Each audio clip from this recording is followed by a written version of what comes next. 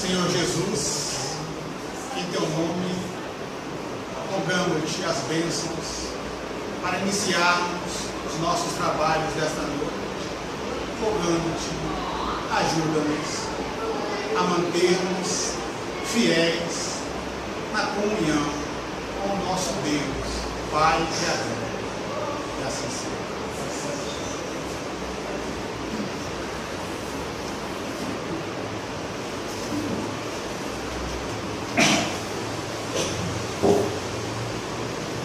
Boa noite, meus irmãos. Que a paz do nosso Pai eterno esteja com todos os irmãos, encarnados e desencarnados. Dando continuidade à nossa atividade que foi iniciada na semana passada, especificamente para o Natal, tempo de inspiração, nós trouxemos hoje a parte 2, que provavelmente começa hoje, mas se continua pela semana que vem, em função de ser um pouquinho mais extensa.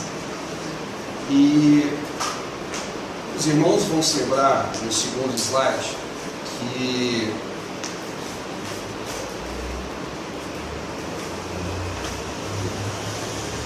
na semana passada nós trabalhamos, o irmão Sérgio vai passar o segundo slide. Na semana passada nós trabalhamos com o que havia no Antigo Testamento, ou seja, com as profecias dos profetas, várias delas, profecias do profeta Elias, do profeta Jeremias e principalmente as profecias do profeta Isaías, 740 anos antes do advento da vinda do Cristo. Hoje nós damos continuidade com uma proposta do irmão Fernando, que foi exatamente fazer uma ponte entre o Evangelho de Mateus e o Evangelho de João Evangelista.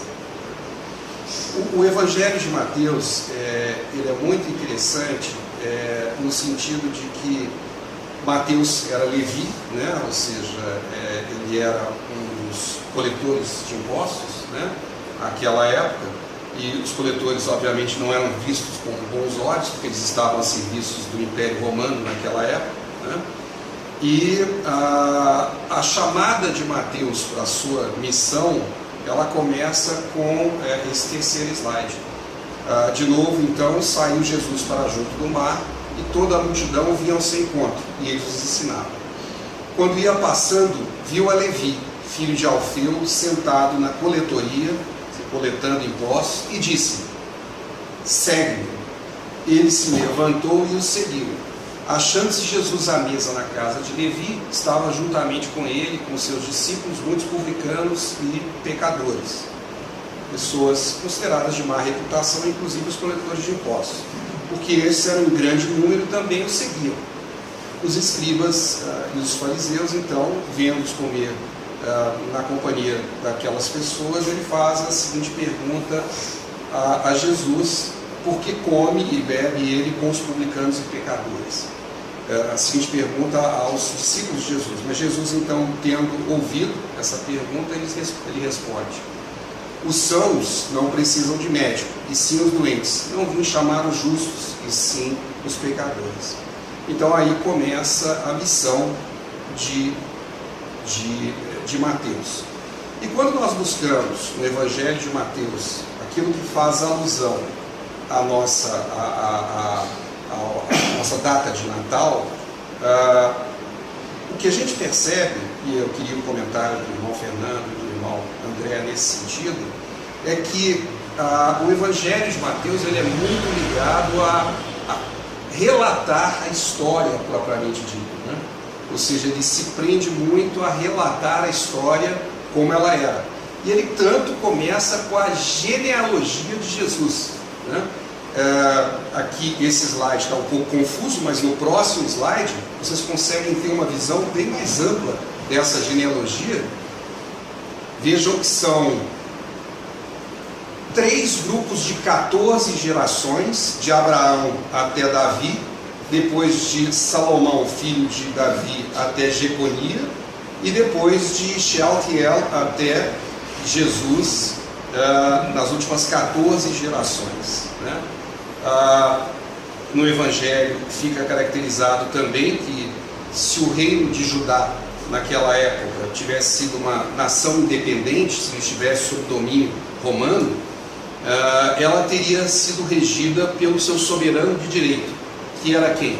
José, pai de Jesus, era o primeiro na linha de sucessão para assumir o trono naquela época.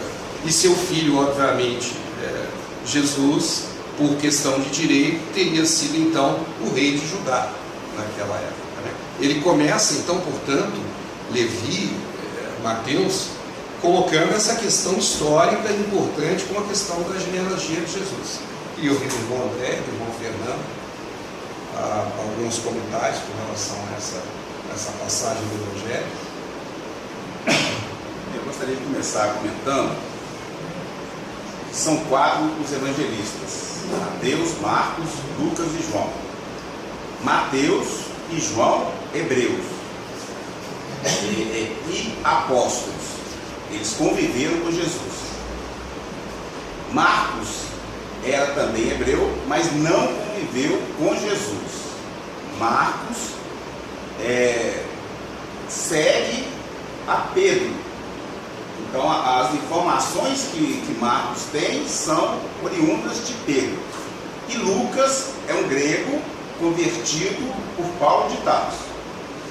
Então, embora hoje ainda a maioria dos estudiosos acreditam que o Evangelho de Marcos foi o primeiro, na obra Paulo e Estevão, Emmanuel esclarece que o primeiro Evangelho é o de Mateus, e que foi escrito já 1 ano após a crucificação do Mestre. Então nós vamos observar que em Mateus ele traz o Evangelho de um Cristo ainda muito humanizado para o povo hebreu.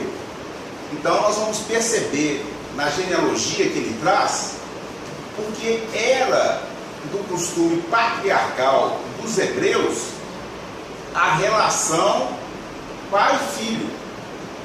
O que é um filho na cultura oriental, na cultura hebreia? É o herdeiro e continuador da obra do pai. Então, como as profecias falavam da vinda de um Messias, que Abraão era o pai dessa nação, e o rei Davi, o importante rei dos hebreus, que viria nessa linhagem o Messias para a salvação do povo hebreu. Então nós vamos ver que o Evangelho de Mateus, ele se refere o tempo todo às passagens do Antigo Testamento que falavam da vinda do Messias. Mas nós vamos perceber que é um Messias ainda muito humanificado. E quando nós chegarmos no estudo do Evangelho de João, João já traz um Evangelho espiritual. Era um Messias, era um Cristo para a humanidade. E aí é uma coisa que nós podemos ligar a nós mesmos. Mateus simbolizando o nosso contato inicial com o Cristo. Já o Evangelho de João é escrito na senectude de João. Já era um João que já havia convivido com Jesus, e foi pregar o Evangelho de Jesus através do exemplo, e aí a visão amplificada, depois desse tempo todo, João já com mais de 90 anos, vai escrever um Evangelho de um Cristo que é uma divindade encarnada, e falando para toda a humanidade. Então é o processo que todos nós temos que fazer dentro de nós. À medida que vamos conhecendo o Cristo, através do sentimento, nós temos que ir nos transformando, para que a nossa família não seja o nosso pai, nossa mãe, nossos irmãos, nossos filhos. São todos os filhos de Deus, e devemos a todos levar esse amor divino o mais que pudermos aos nossos semelhantes. Antes de vir eu estava lendo uma das frases da Madre Teresa de Calcutá, falando que muitas vezes, levando a fraternidade, a compaixão, o amor ao nosso semelhante, muitas vezes encontramos falsos amigos e inimigos verdadeiros, desfazendo daquilo que estamos fazendo. Mas que temos que lembrar que nunca a nossa relação é com o nosso próximo, mas a nossa relação com Deus, que como ferramentas de Deus estamos executando a sua obra, não é a obra do nosso próximo. Por isso, tudo aquilo que dermos com boa intenção, por mais que o outro não compreenda e desfaça, nunca vai perder o seu valor.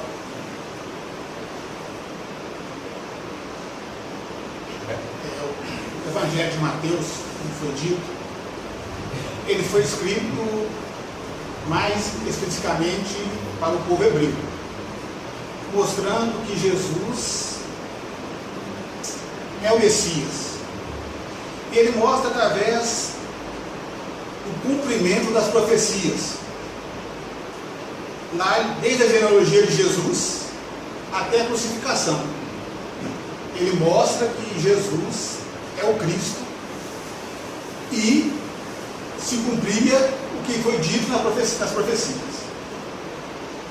Mas se for buscarmos no Evangelho de Lucas, no capítulo 4, versículos 16 a 30, ele narra-nos que Jesus,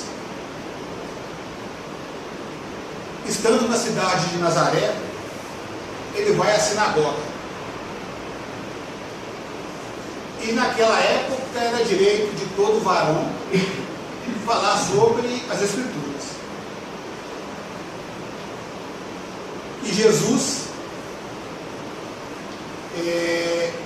se põe na sinagoga para falar sobre as Escrituras e recebe a Bíblia. E ele a abre na seguinte passagem, na passagem de Isaías, que foi o profeta que mais falou da vida do Messias.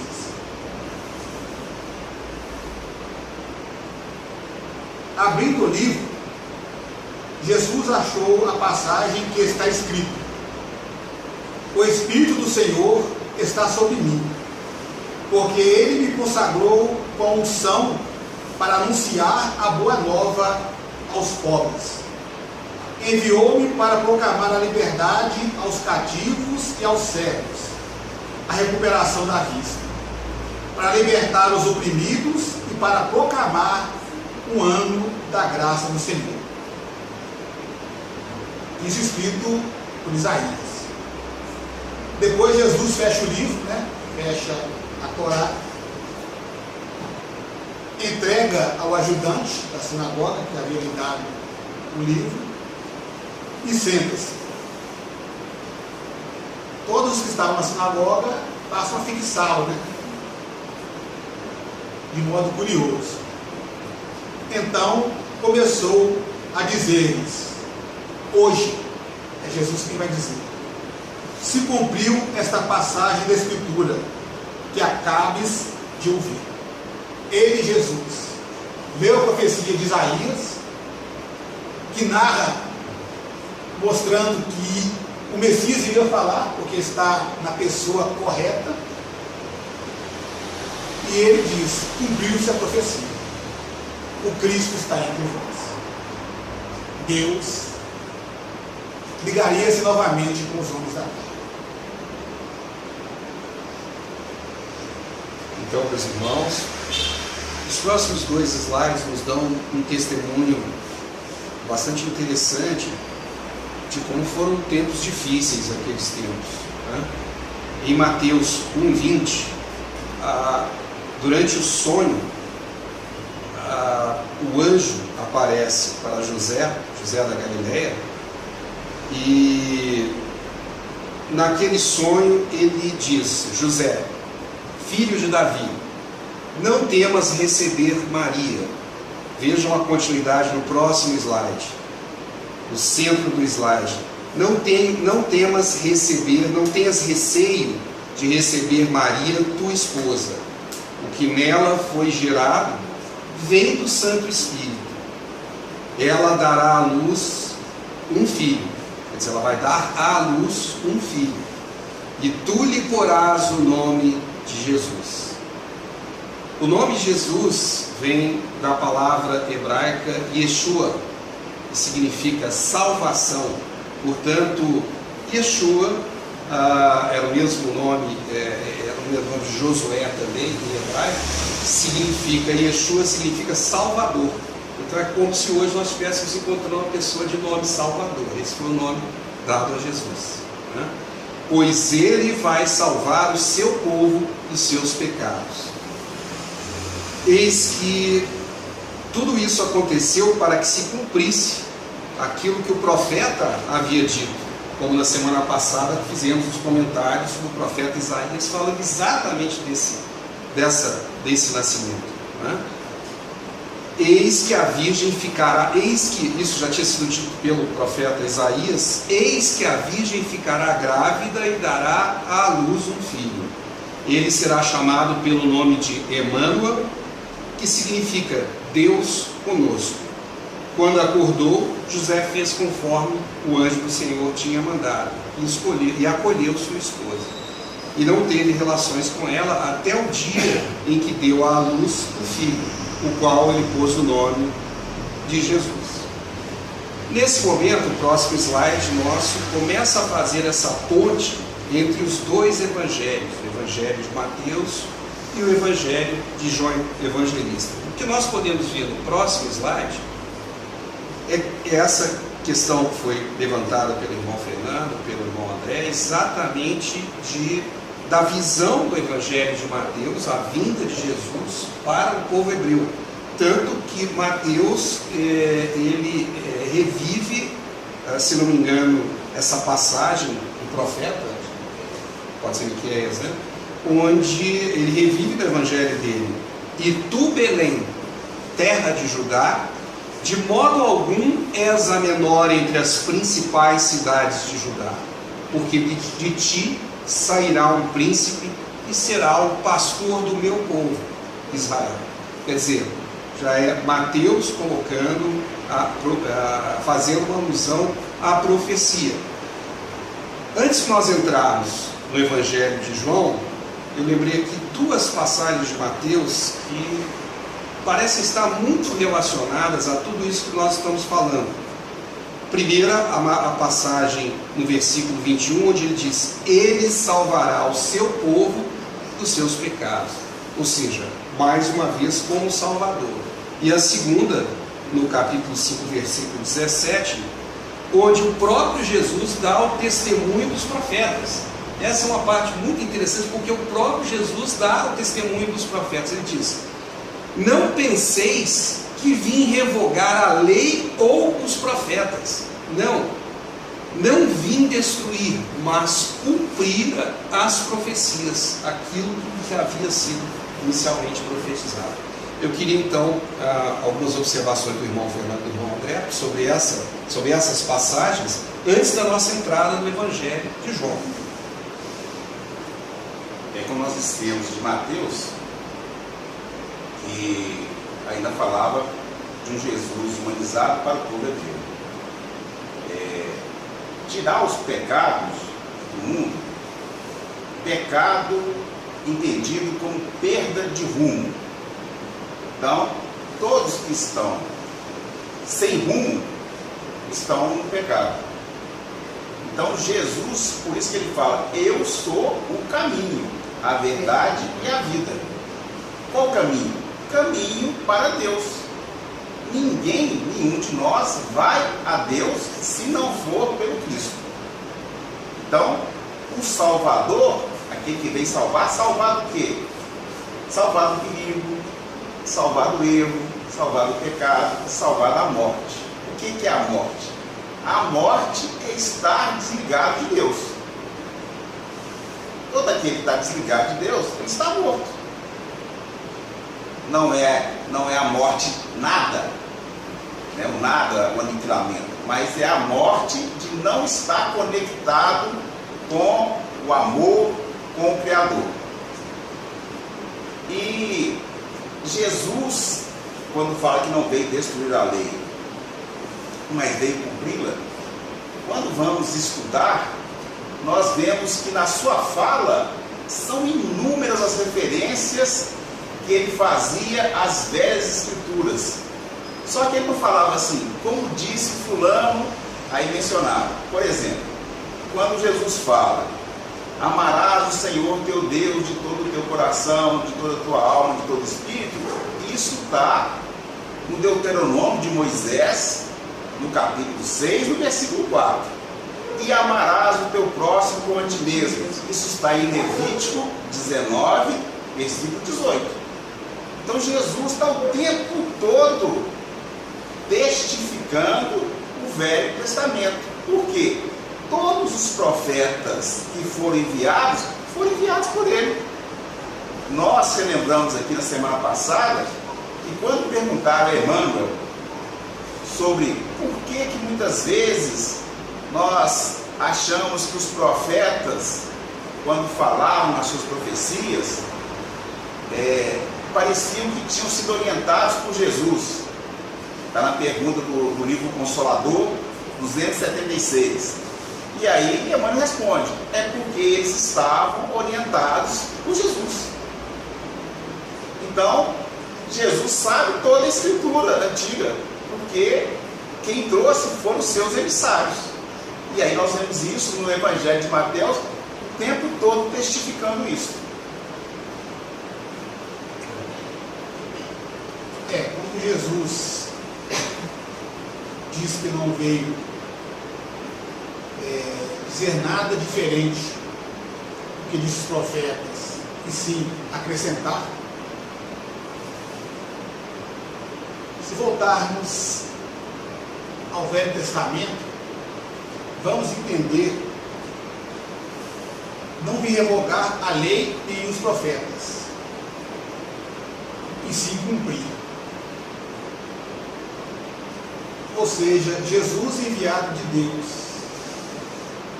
veio cumprir uma missão dada a Deus, a ele. E para entendermos melhor, vamos ao profeta Ezequiel, que ele nos diz o seguinte: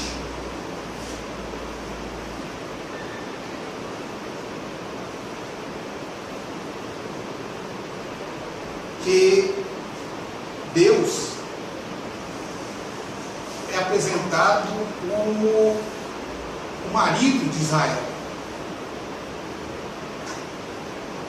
Essa simbologia vem de Ezequiel, que diz o seguinte: diz Deus, passando por ti, vi-te, e eis que o teu tempo era de amores, e estendi sobre ti a auréola do meu manto, e cobri a tua nudez, e dei-te juramento, e entrei em concerto contigo, diz o Senhor Jeová, e tu ficaste sendo minha. Ezequiel 16. Está falando num casamento, numa união de Deus com o povo de Israel. Deus quer que Israel, e mesmo podemos dizer agora, todo o grupo cristão,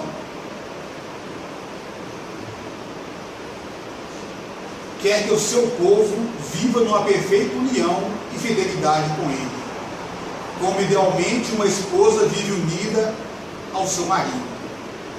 Se quisermos dizer isto em termos individuais, diremos: Deus quer que vivas a tua vida, que eu viva a minha vida num relacionamento de comunhão e fidelidade a Ele, nessa unidade feliz que um casamento puro deve ser. Ou seja, Ezequiel está mostrando como um casamento de fidelidade, de respeito, de crescimento entre Deus e nós, os seus filhos.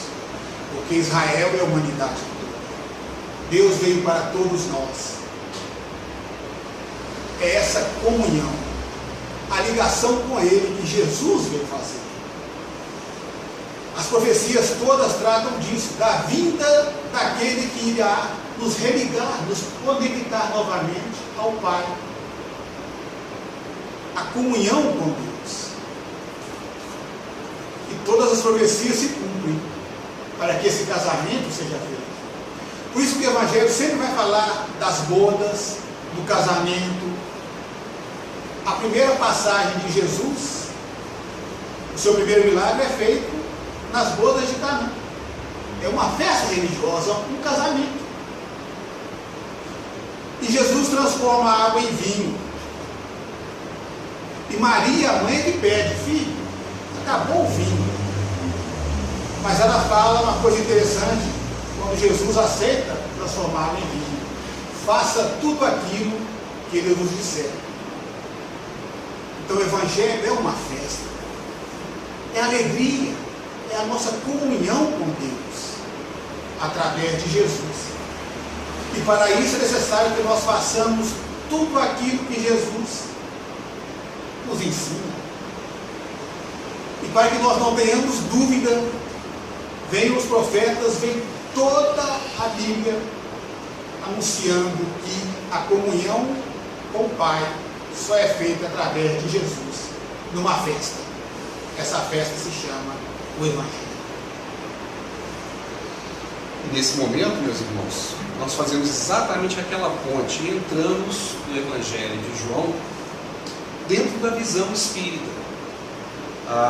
onde nós temos os versículos e logo abaixo dos versículos um comentário que eu gostaria então que os irmãos Fernando e André comentassem para nós. Obviamente não será possível fazer tudo hoje, porque o nosso tempo ainda é pequeno, temos só mais 9 minutos, mas continuaremos na semana que vem. Então vejam como começa o Evangelho de João. O irmão Fernando havia nos comentado, o Evangelho de João, o evangelista, ele é um evangelho jamais sublimado, jamais espiritualizado. Ele é menos ligado a aspectos históricos e mais ligado aos aspectos espirituais, né? Então ele começa: no princípio era o Verbo, e o Verbo estava junto de Deus, e o Verbo era Deus. O Verbo traduzia as palavras de Deus e estava junto, ao lado de Deus. Então o comentário: uma das características de Deus é a sua eternidade.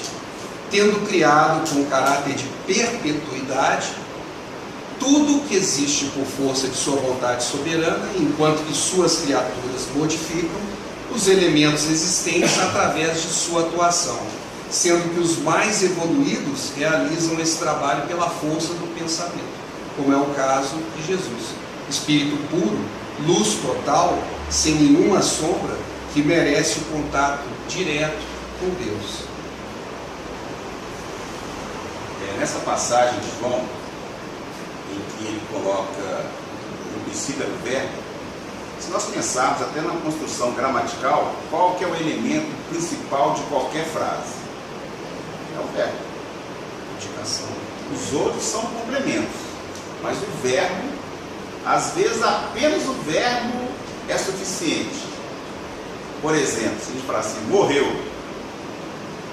nós vamos ter que comentar com quem foi, tudo, mas está bem entendido a mensagem. Nasceu, também compreendido a mensagem. Então o verbo é o principal. Então é João já compreendendo que Jesus é aquele Espírito Crístico que formatou a terra. Foi ele que, através do seu pensamento, da sua vontade, tira uma parte do fluido cósmico para materializar a terra.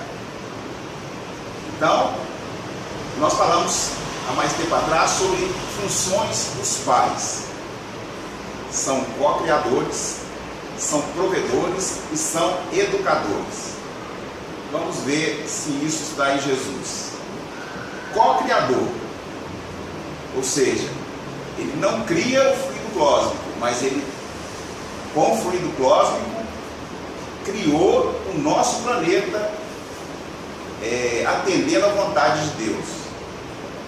Como provedor, tudo que tem, que nós chamamos de natureza na Terra, é criação do Cristo. É toda a nossa provisão que necessitamos na nossa caminhada evolutiva. E como educador, é aquele que vai nos conduzir ao Pai através da sua exemplificação. Até Jesus, todos os grandes filósofos, mesmo Sócrates, enunciavam os seus ensinamentos, mas exemplificar na vivência do dia a dia foi Jesus. Então, João aqui já tem essa compreensão desse Cristo, porque nós não vamos ter a compreensão do que é Deus. A maior compreensão que podemos ter de Deus, ainda vai demorar muito, é quando conhecermos o Cristo em espírito e verdade, pelo sentimento, não é pelo intelecto. Então, a maior compreensão que nós vamos ter de Deus é quando tivermos uma compreensão maior do Cristo. E como que é difícil? Eu falei da criação do planeta. No entanto, quando veio para nos salvar, ele se fez tal qual se fosse um homem comum. Nasceu numa estrebaria de animais, numa manjedoura. Manjedoura, gente, é coxo. Um coxo. Ele nasceu do coxo, filho de um carpinteiro e, poderíamos dizer assim, de uma Maria. Não é uma Maria, que é a Maria, pela sua conduta, se fez a Maria, mas seria uma senhora comum.